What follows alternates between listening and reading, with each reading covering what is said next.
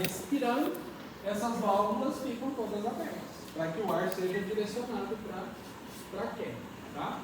Uma estrutura muito importante, que vocês devem guardar com vocês aí para os anos mais para frente, quando vocês vão treinar em intubar, né? É certo intubar, é certo entubar, tá? As duas palavras são corretas. Para falar intubação é intubação, tá? Tem essa estruturazinha aqui, ó, abaixo, logo atrás da língua, e faz conjunto com a epiglote um recessozinho aqui, ó, tá? Chama valécula epiglótica. Tá? É um ponto de referência para a hora que você for fazer uma intubação orotraqueal. A úvula? A úvula tem tecido mucoso também, né? Mas não é a função principal dela, tá? A função é de válvula. Então, valécula epiglótica, tá, pessoal? Isso aqui é uma coisa que vocês não podem esquecer. É um ponto de reparo anatômico para quando vocês forem fazer intubação. Tá ok? Beleza. E na laringofaringe, nós vamos encontrar algumas estruturas importantes também, né? A principal delas é a epiglote, tá? Então, nessa imagem aqui, ó, vocês observam a nasofaringe, tá aqui, ó, o nariz, né? A nasofaringe vai até a úvula, ó. A úvula faz parte da nasofaringe, tá? A orofaringe é bem pequenininha aqui, ó, tá? Só tem a língua, vocês estão enxergando isso por trás, tá? Ó. E aqui tem a epiglote, ó, que já faz parte da laringofaringe, tá? Então a orofaringe é bem pequenininha. A úvula faz parte da nasofaringe. A epiglote faz parte da laringofaringe. E a orofaringe é só essa região que fica entre esses dois pontos aqui, tá? É bem pequenininha, a área dela é bem pequena, tá?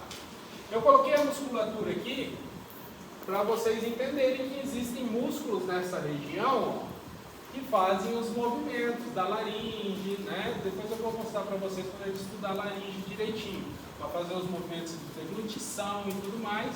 Nós temos o músculo constritor superior, o músculo constritor médio e o músculo constritor inferior da faringe, tá? Que são músculos que dão o movimento faríngeo para você deglutir, para que essa úvula funcione, para que a epiglote também faça a sua função. Então esses músculos não são importantes agora, porque eles vão ser cobrados em sistema muscular, tá? Mas é bom que vocês já saibam que existe isso aí, tá legal? Então tá. Vamos lá para a laringe agora. Ok, faringe? Alguma dúvida? Já tiveram faringe, já estão bem adiantados, né? Ok? Então tá bom. O que é mais importante saber de tudo aqui?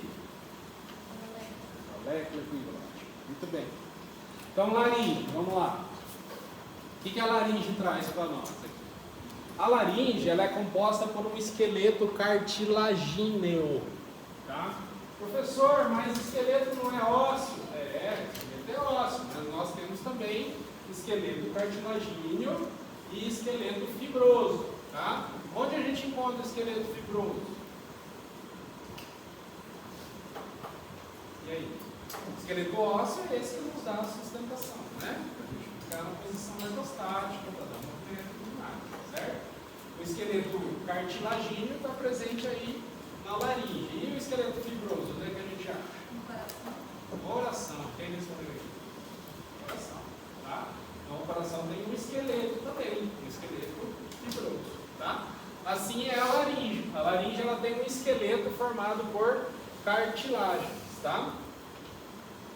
A primeira cartilagem que eu apresento para vocês aqui, ó, é a cartilagem tireoide. Essa cartilagem bem grandona aqui que forma um escudo protetor, tá? Vocês não podem confundir cartilagem tireoide com glândula tireoide, tá? A glândula tireoide é aquela glândula que produz hormônios, que vocês vão estudar lá no sistema endócrino, que fica posicionada mais ou menos aqui nessa região mais abaixo, tá? Então a cartilagem tireoide é diferente. Não confundam com glândula, tá bem? Então a cartilagem tireoide é a maior que nós temos aí na laringe. Depois, nós podemos ver a proeminência laríngea. Todos temos proeminência laríngea, as mulheres têm proeminência laríngea, popularmente chamado cocó, tomo de Adão. Mulher tem proeminência glótica, laríngea. Não? Quem acha que tem, levanta a mão. Ninguém? Porque a gente sente. Quem acha que não tem? Nossa, ninguém, todo mundo na tristeza. Quem responde? Tem. É porque no homem tem mais Todo mundo tem, tá? Mas é que o homem, na puberdade, no desenvolvimento das características sexuais secundárias, cresce pelo, engrossa a voz. Esse é um dos motivos que engrossa a voz, aumenta um pouco a proeminência laríngea, e ela está ligada ao timbre da voz, tá? Por isso que muda a voz dos adolescentes.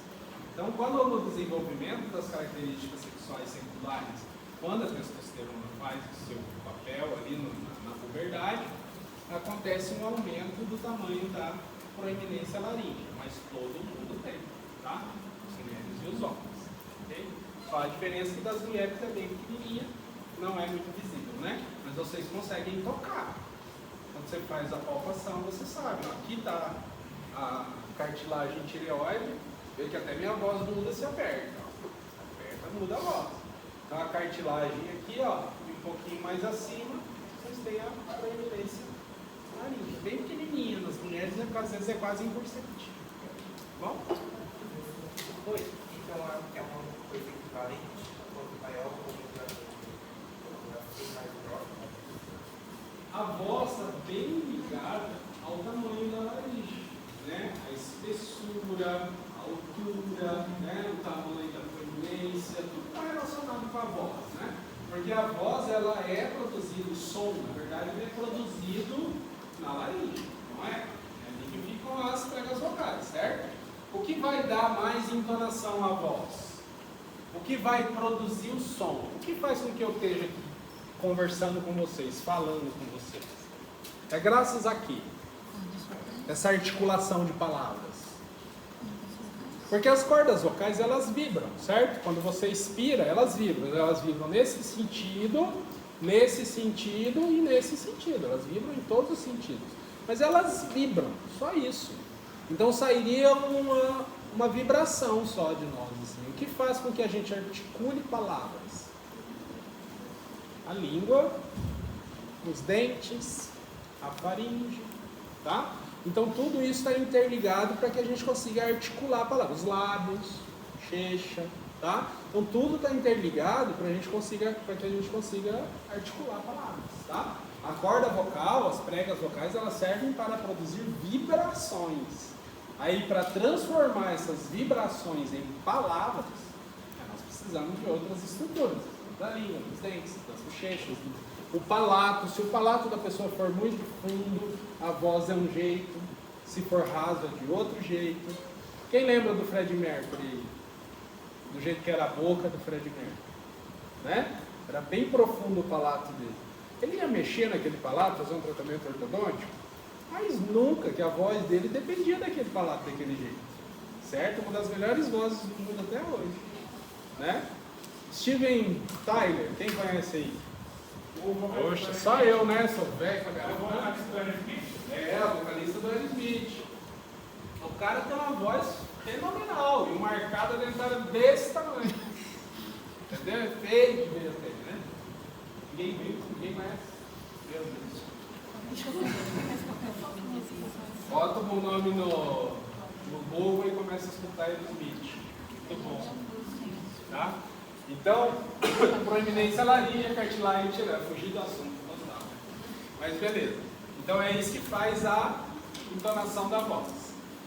Aí nós temos aqui na parte mais inferior, no final da laringe. A laringe termina aqui, tá? Na cartilagem cricóidea, tá? É a única cartilagem que faz um anel completo, ok? Vocês vão ver que a traqueia, ela faz um anel anterolateral, ele não fecha totalmente a traqueia, ele não envolve a traqueia toda, tá? Essa aqui é a única cartilagem, a cartilagem tireoide também não envolve total. A única que envolve um anel completo, tudo, é a cartilagem cricóide. Eu vou mostrar numa vista posterior depois para vocês, tá? Nessa cartilagem cricóidea, entre ela e a cartilagem tireoide, é onde nós fazemos aquele famoso buraco, aquela famosa incisão, que se chama o quê? Como que se chama? Quando uma pessoa está engasgada. Manobra de Heinrich. Não, manobra de Heinrich é aqui, né? Agora eu quero saber o que se faz nessa região aqui, ó. Esse ligamento. Agulha enfiada aqui, de fazer a pulsão. E você faz uma perfuração ali, né? Como chama? Não. Cricotireotomia. Tá? Ó, esse ligamento é o ligamento cricóide. Não, tá, depois eu mostro. Ligamento cricóide, tá? Esse ligamento aqui, ó, é onde nós perfuramos para fazer uma cricotireotomia. É uma manobra de suporte básico de vida. Aliás, é uma manobra de suporte avançado, tá? Você tem que saber muito bem a anatomia para fazer isso, não é qualquer pessoa que faz. Você vai palpar, vai ver aqui onde está a cartilagem, ó. Primeiro anel da traqueia. Sobe um pouquinho, opa, aqui está a cartilagem cricóide. Entre a cartilagem cricóide e a cartilagem tireoide, aqui, ó, é aqui que você vai fazer uma incisão e colocar o que for ali, uma tampa de caneta, ou vai só fazer um buraco para salvar a vida da pessoa. Porque o que acontece quando a pessoa engasga? Vou falar um pouquinho mais para frente aonde é que para o objeto, normalmente. Tá, a pessoa engasgou. Qual é a primeira coisa que você vai fazer? A pessoa começa a tossir, ou então não consegue falar, fazendo movimento de engasgo, né? O que você faz primeiro?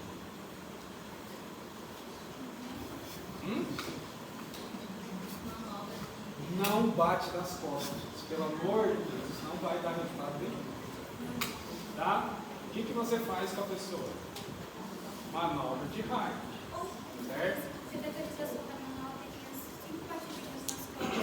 Criança. Mas vamos no tradicional. O tradicional é o quê? Fazer o Heinrich, né? Faz a manobra. Se não sair e a pessoa começar a ficar cianótica, o que é ficar cianótica? Começa a roxear, ficar azul, né? Porque está faltando oxigênio, certo? Aí o que você vai fazer? Se não sair, você faz RCP, tá? Ressuscitação cardiopulmonar, né? Faz RCP, 30 repetições, uma respiração, 30 respiração, 100 a 120 movimentos de 6 centímetros de profundidade ali, mais ou menos, né? Numa frequência de 120 a cada minuto, ok? Vou falar isso bem rapidinho porque não é minha aula, só para dar uma ideia para vocês de como é que se funciona, certo? Isso vocês vão ver no segundo ano, tá? Quando vocês verem suporte avançado de vida. Não sei se vocês vão ver agora no primeiro, provavelmente vai ser no segundo, tá? Então, eu acho que nesse primeiro ano vocês já vão ver os manequins lá e tal, né? Não sei se vocês vão por ainda, né? Tá, mas vocês vão, sim, certeza. E aí o que faz? Faz RCP. Não deu para, não resolveu, aí fura.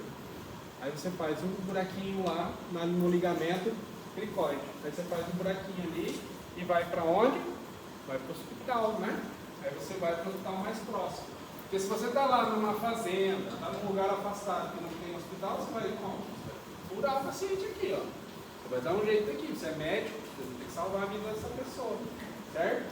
Não é qualquer pessoa que faz isso. Tem que ser médico, tem que ser uma pessoa com conhecimento anatômico, né? Um médico, um dentista, um enfermeiro, uma pessoa que tem a capacitação para fazer isso. Não é qualquer pessoa não. Tá? Então você faz uma perfuração nessa região, chama cricotireotomia, tá? A traqueostomia, que é o nome mais comum que todo mundo já ouviu, né? A traqueostomia é feita em ambiente hospitalar, tá? Entre a segunda e a quarta cartilagem da traqueia, tá? Aí é feito em ambiente hospitalar, feito com todo cuidado, entra ali nessa região entre a segunda e a quarta cartilagem da traqueia, tá bom? Aí é outro procedimento, tá bom? Ok? Entenderam? Entenderam? Sim. Vou dar só 0,2 para essa turma de 1 ponto de participação. Me responder, gente. Estou falando aqui sozinho. Eu falei para vocês que eu estava dando aula online e caiu a aula? Não? Estava dando aula online. Estava lá, né? Eu falo, vou falando. Então, igual estou aqui, né? Estou falando. Quando o professor fala mais da Copa, né? Ele está lá, falando. De repente eu recebo uma mensagem no WhatsApp: professor, você caiu. Eu dou 10 minutos falando para ninguém. E né, a internet tinha caído e eu estava falando sozinho. 10 minutos falando para nada. Voltar tudo para falar quando a internet voltou. Não, eu sou empolgado, eu estou falando, né? Tô falando. Se não me interromper, tá. E aí eu caí, né? Ô professor, você caiu. Eu falei, cara, 10 minutos tá bom. E aí então é importante vocês saberem essas estruturas, tá, pessoal? Porque isso aqui é suporte de vida, né? Então é importante saber essa posição dessas estruturas aqui, tá? Cartilagem epiglótica, lembra que eu falei para vocês? Que órgão que é esse aqui? Epiglote, tá? A epiglote tem uma cartilagem, um esqueleto cartilagíneo, tem músculo e tem o que mais? Tecido epitelial, tá? Então, ela é super sensível, assim como a uva, super sensível. Por isso, quando você coloca o dedo lá na garganta, na uva, você vê que ela é super sensível, certo? A epiglote também é muito sensível, então ela abaixa, ela fecha com bastante sensibilidade ali, tá? Porque realmente precisa para proteger o nosso sistema respiratório, proteger a traqueia, tá legal? Aí olhando aqui na parte posterior, ó, nenhuma forma anel completo, tá vendo? A única que fecha aqui mesmo, ó, é a cartilagem cricoide, tá? Então se na prova está lá, entre verdadeiro ou falso, a única cartilagem que tem anel completo no sistema respiratório é a cartilagem cricoide, verdadeiro ou falso?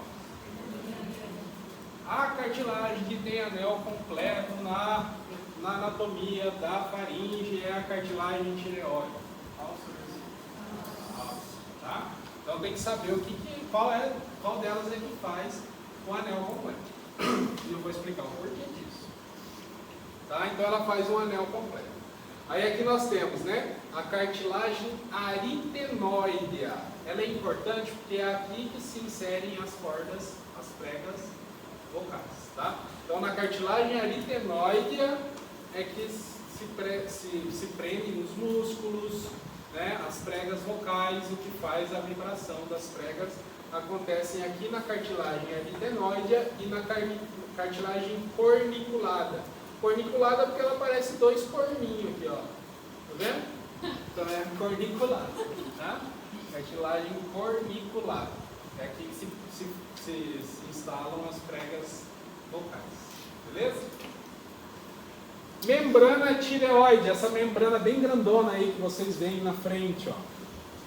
Ela liga a cartilagem tireoide a esse ossinho aqui, ó. Alguém sabe me dizer o nome desse osso?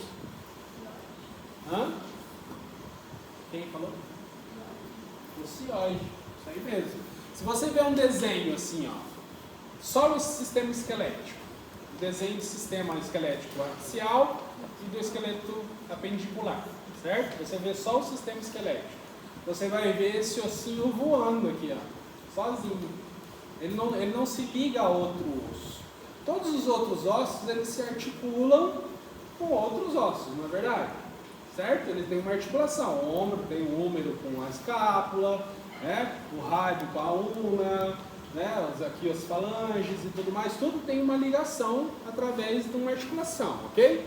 Entenderam? O ióide não liga com ninguém. Ele fica voando ali, certo? Não é ligado com nenhum outro osso, tá?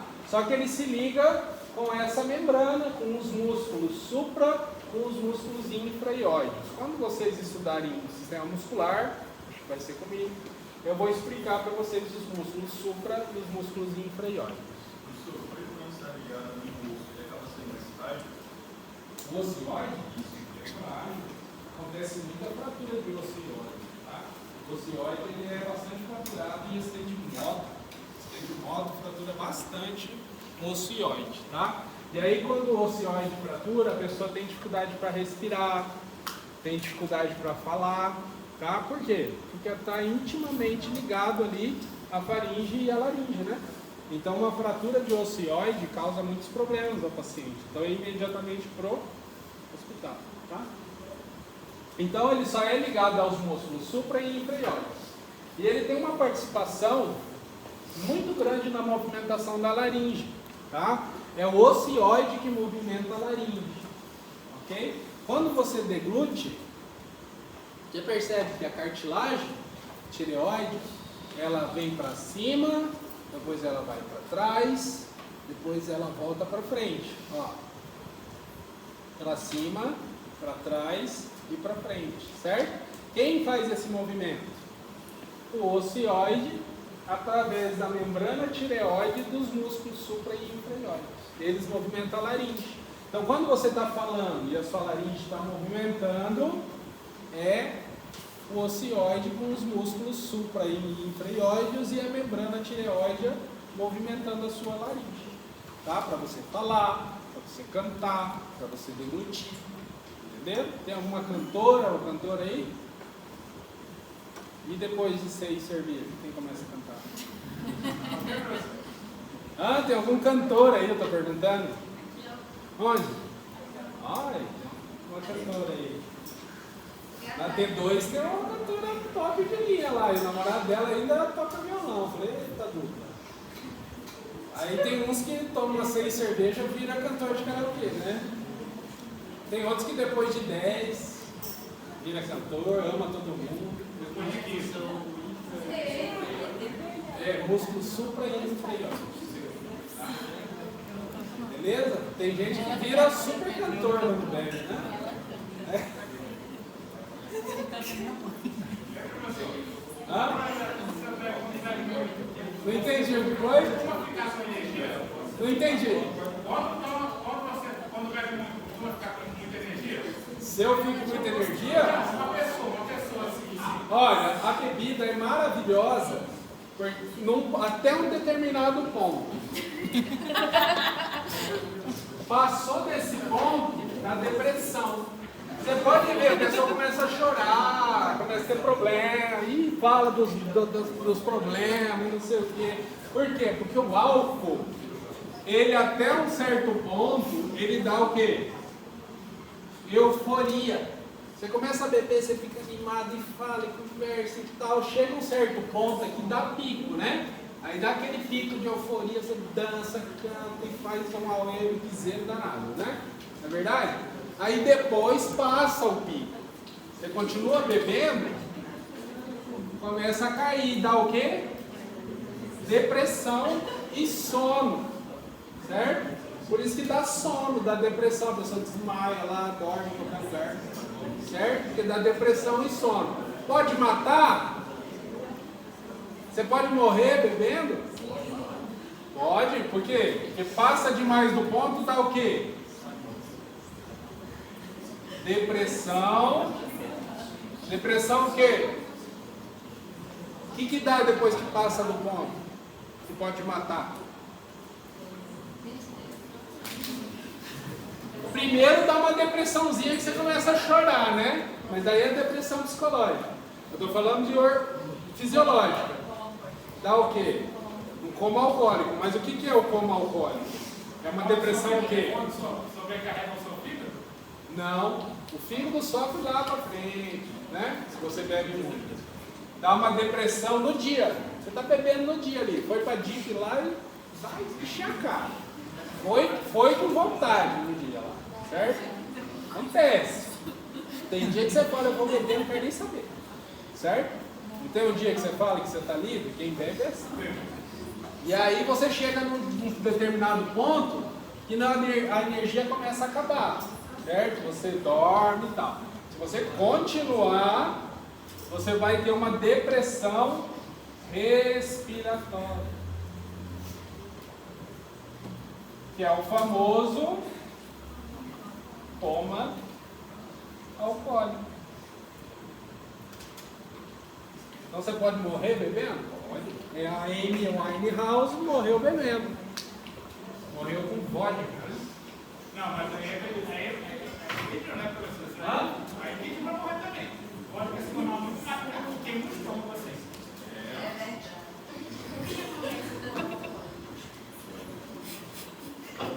O que acontece com o alcoólico? Ó, pergunta bastante pertinente. Por que ele acontece? Porque o álcool, ele deprime o sistema nervoso central, certo? Primeiro ele dá um pico de euforia, como eu disse, mas ele começa já deprimindo o seu sistema nervoso central. Por isso que quem bebe fica corajoso, certo? Quem bebe não fica corajoso? Pula de ponte lá no rio, a gente fazia isso na faculdade, tinha uma ponte gigante lá, a gente pulava no rio Tietê. Meu Deus! Não, mas não na capital, gente. Lá no interior do Tietê é lindo, é grandão, é bonito, é lindo, né?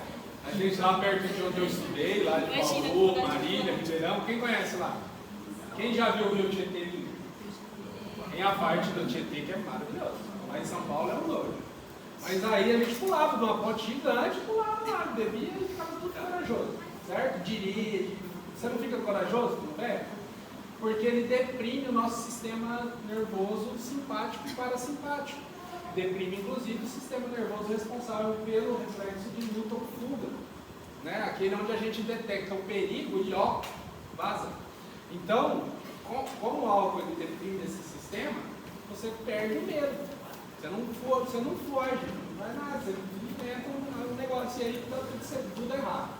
Aí ela me perguntou por que acontece com o alcoólico. Porque vai deprimindo o sistema nervoso cada vez mais. E aí, conforme vai deprimindo o sistema nervoso, ele vai recebendo menos informações dos receptores aórticos e carotídeos que determinam a sua velocidade respiratória. Nós vamos conversar depois sobre isso, tá? A quantidade de respirações que você faz por minuto. Então, deprime essa sua respiração, consequentemente deprime a captação de oxigênio na ventilação, tá? Nós vamos falar disso. E aí você vai ficar perdendo a capacidade de respirar. Por isso que chama depressão respiratória. Até o momento em que você para de respirar. Aí você tem que ser socorrido, levar para o hospital e eles te colocam numa máquina que faz a ventilação para você voltar a respirar. Senão você morre. E é aí que acontece. Porque assim, a depressão respiratória ela começa aqui, ó. A depressão respiratória ela é um contínuo, né? Então ela começa aqui com você ficando mais sonolento, aí ela vai vindo aqui, você já desmaia, certo? Aí quando ela chega aqui mais embaixo, ela começa a entrar no coma. Você começa a parar de respirar sozinho. Seus músculos da respiração começam a parar, porque o sistema nervoso central não está mandando mais estímulos lá para eles funcionarem, o diafragma principalmente. Aí você vai parando de respirar, literalmente, certo? E se você não for socorrido, esse coma evolui para quê? Morte, certo? Então você pode morrer de cachaça? Com certeza. Tá? Nesse tempo antes do desmaio e do coma alcoólico, está no meio. A energia e a quantidade. Por quanto tempo uma pessoa faz um exercício físico assim de alta intensidade, quando fica nesse meio, quanto tempo ela deve até alcançar as 4 tempos? Pô, cara, isso aí depende muito da pessoa. Tem pessoa que tem alta resistência ao álcool. Por exemplo, meu irmão bebe e eu não sei onde vai entrar na cachaça. E ele fica normal. Se eu beber igual ele, eu vou parar no hospital. A pergunta minha, por exemplo, é a seguinte. Então, e ele é menor do que eu sou mais alto. Entendeu? Sou mais largo, ele é mais magrinho. Você fala, esse cara não aguenta. Ele bebe 2 vezes mais do que eu. Eu fiquei tratando, sabe por quê? Não. Uma vez, no treino, eu treinava Muay Thai. É o quê? Treinava Muay Thai. Eu sou graduado. Aí, professor, aí lá o treino é puxado. Teve uma vez que foi numa sexta-feira à noite. Eu tomei 4 litros de vinho e tomei 18 garrafas de cerveja. Aí minha mãe não deixou ir pro treino. Eu comecei a pegar comigo. Aí o que eu fiz? Eu fui do mesmo jeito. Nesse treino, teve agachamento, abdominal, espaço. Eu não fiquei nem um pouco cansado. Isso, o próprio pessoal fala. É a euforia. É o momento de euforia. Que é o melhor momento da bebida. Entendeu? O melhor momento da bebida, porque a gente bebe não porque é gostoso, é porque dá tonturinha, não é? A gente bebe porque... Não é verdade? Você não é bebida. Certo? Não é, pessoal? Estão lembrando aí das pensadas? Ó. Então, pessoal, bebam só até chegar aqui, ó. Chegou aqui, vocês parem, tá? Mas o legal, a gente só bebe para ficar bebendo, senão não bebia, beber água, certo? Então a gente bebe para chegar aqui, ó. Certo? Passou disso aqui, é sono, entendeu? Quem que gosta de tomar cerveja? Pouca gente. Vocês não gostam de beber não, gente? Cerveja? Quem gosta de cerveja? Eu amo. Mulher gosta... Quem gosta de gin? Mulher normalmente gosta de gin, né? Vocês gostam de gin, né? Tendo álcool. Eu não gosto de ouvir.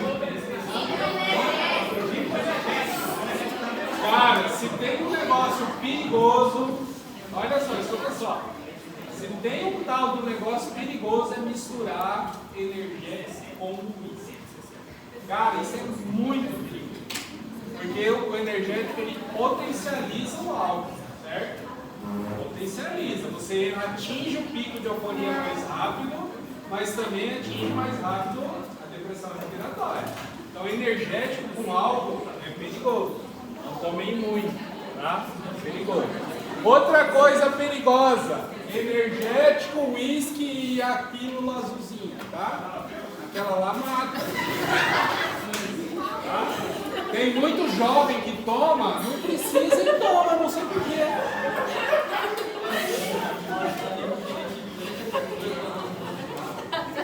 Tem coisa inexplicável, sabe?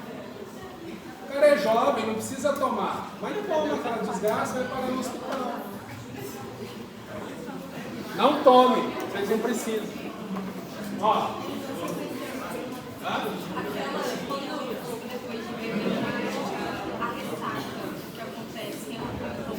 Ah, cara, ó, ela me perguntou um negócio legal aqui. Por que a gente tem ressaca? Por que dá dor de cabeça pra caramba? Primeira coisa, a bebida é metabolizada aonde? No sangue, no fígado e excretada pelos rins. Por isso que depois de beber, no outro dia a sua urina está extremamente amarela e quentinha. Certo? Segundo, como é metabolizada pelo fígado, ela libera muitas toxinas, né? Que vão ser liberadas no seu organismo 3, 4 dias depois, totalmente, certo? Então elas deixam você mais cansado. Mas a dor de cabeça acontece por quê? Porque o álcool faz inflamar as meninges, tá? Então inflama as meninges, que são as meninges que recobrem o nosso encéfalo, né? Tá? A aracnoide, a dura mater, a pia mater. Tem uma inflamação entre a dura mater e a aracnoide. E aí um acúmulo de líquido, certo? Esse acúmulo de líquido faz pressão na cabeça, certo? Dá uma pressão intracraniana.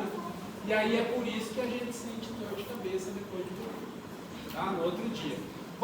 Como fazer para não ter ressaca no outro dia? Beber água? Muita água. Se você vai sair, por exemplo, vou no sábado, na sexta-noite, vou lá para ti. Vou lá para outro lugar, vou beber. Você sabe que vai beber. Tá. Você vai sair o quê? Meia-noite, né? 11 horas, meia-noite, você vai para lá. Lá às 8 horas da noite, começa a tomar água. Tomar água pra caramba. É assim que eu faço para não ter ressaca. Vamos lá. Água, água, água. Quando você sair, 11 horas, você está super hidratado. Aí você vai lá e bebe. Bebe à vontade. No outro dia a ressaca vai ser menor. Tá? E se você lembrar, esse é o problema, né? Se você lembrar, entre uma cerveja e outra, ou entre um drink e outro, um pouco de água, sempre. Tá? O problema é lembrar de fazer isso, né? Mas eu peço assim, quando eu vou sentar no lugar, eu já aviso o garçom. Eu falo, quando você trouxer uma cerveja, você já me traz uma água. Entendeu? Porque se eu for deixar para pedir depois, eu só peço cerveja. Esquece o dia, né? Então eu já aviso o garçom, falo, ó, sempre mantém minha água cheia. Entendeu? Porque aí eles vão beber no outro dia não tem ressaca. Pode ter uma ressacazinha bem leve, toma um remedinho lá, fica de boa. Entendeu? Beleza? Pode beber. Não faz mal beber. Mas tem que saber beber. Né? Tem que saber. Se você souber beber, você vai sempre se dar bem. Beleza, vamos lá. Mas tem número, né? E aí a traqueostomia é nessa região aqui, galera, tá? Cricotileotomia é no ligamento cricóide. Traqueostomia é na cartilagem tireoide. Na cartilagem não, dos anéis, entre os anéis cartilagíneos da traqueia, tá bom? Vamos lá, vou terminar a linha. Então, ó, cricotileotomia, manobra de Heinrich, é ICP. O que é ováce, gente? O que é quando o paciente tem uma ováce? Obstrução das vias aéreas por corpo estranho, tá? Então você não vai chegar no hospital e vai falar para o teu colega médico assim, olha, esse paciente está com corpo estranho dentro do... vai estar com obstrução do corpo estranho. Não. Vai chegar e vai falar para o seu colega, olha, esse paciente está com ováce. Fechou, certo? Então você é um jeito de se comunicar melhor com outros profissionais, na emergência e tudo, né? Em vez de você falar uma frase longa, você fala só a sigla, ováce.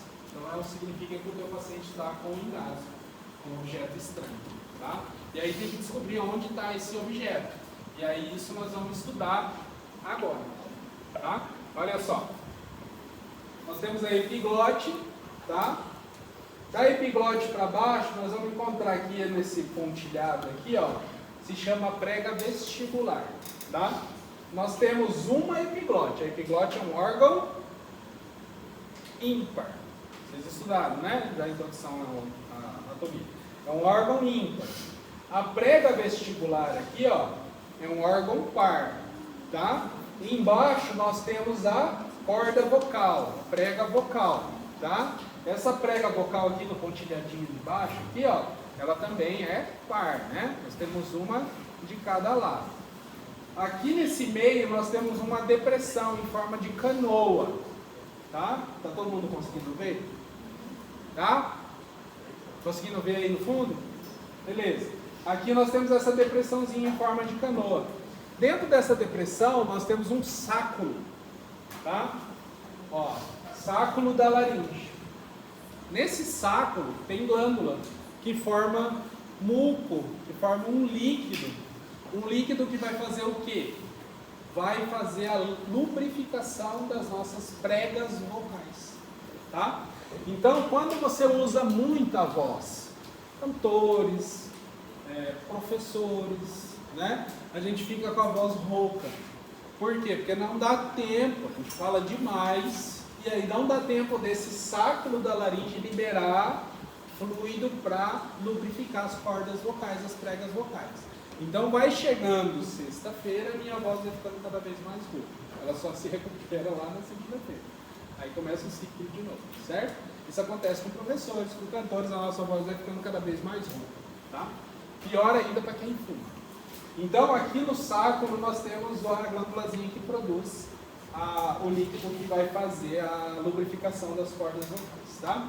Bem rapidinho, pessoal, para terminar, a laringe, ela vai da epiglote até o início do primeiro anel traqueal, tá?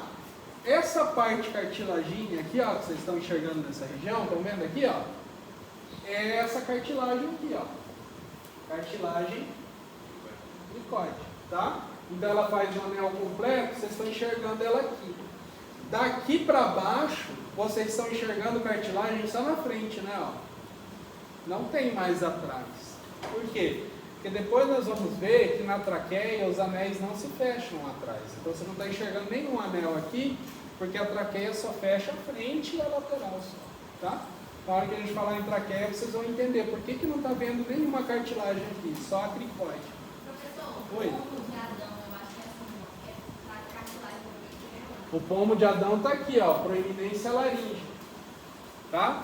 Ele fica na cartilagem tireoide, nesse escudo bem grandão, é aqui, tá? Aqui é a cartilagem tireoide. Beleza? Então fechamos farinha. Olha lá como são as cordas vocais, ó. As pregas vocais, elas têm músculos que puxam, né? Fazem elas vibrarem para cá, elas vibram em todos os sentidos. Essa imagem aqui, pessoal, o que é isso aqui, ó? São as pregas vocais, tá? E isso aqui o que é? É epiglote, tá? Beleza por hoje? Qualquer dúvida, semana que vem, vocês retiram. Eu vou dar um aviso ainda, não sai. Fale. Também preciso dar um aviso. Gente, a Júlia acabou de me falar que quando elas foram separar a sala, eles criaram um portal e a gente ficou como T4A e eles como T4B. A gente foi alterar isso, só que não funcionou.